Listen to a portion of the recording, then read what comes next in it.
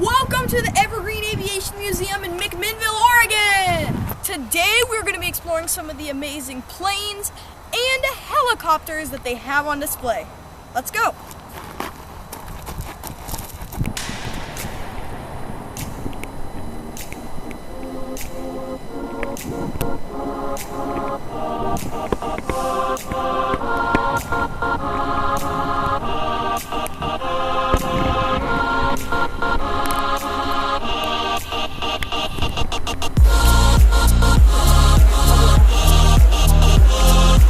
We'll come back to you later.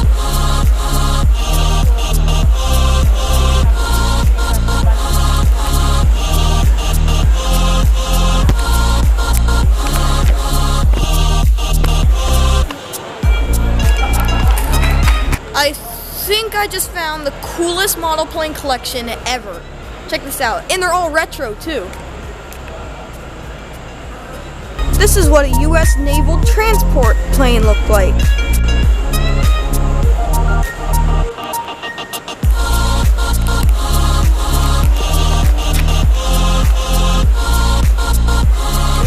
Hey, that looks familiar.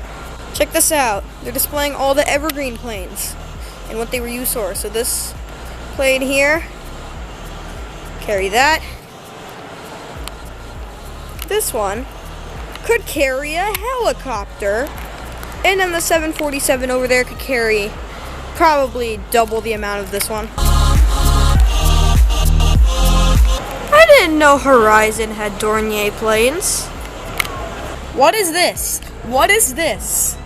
It says Boeing, but it looks like Boeing and Airbus just had a baby.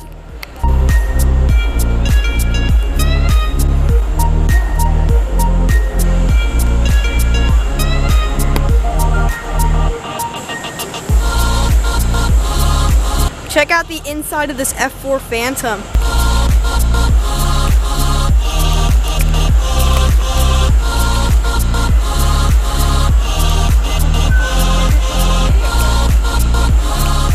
So right now, we're inside the world's largest seaplane ever. It's called the Spruce Goose. What?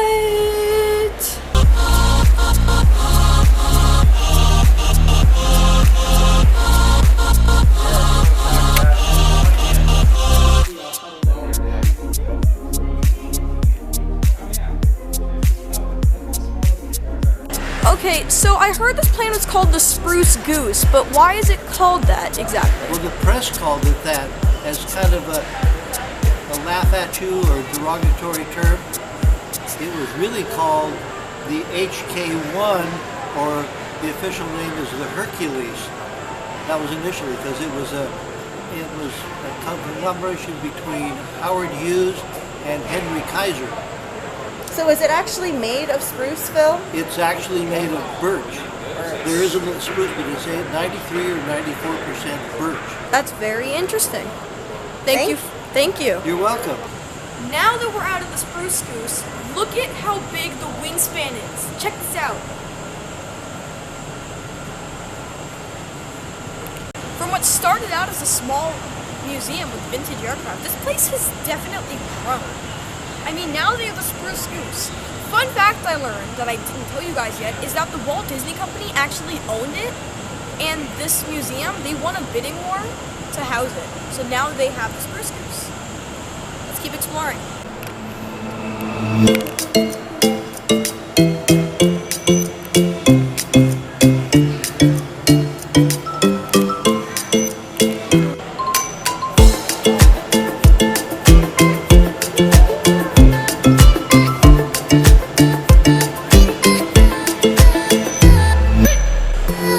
Well, this Navy plane had fun colors.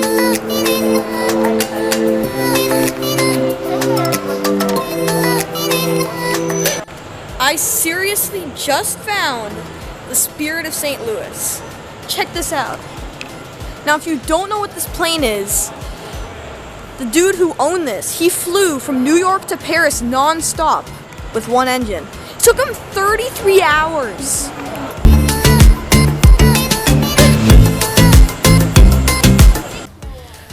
Alright, you guys, we've had enough of inside life. That's the inside right there. We're going to be exploring these guys.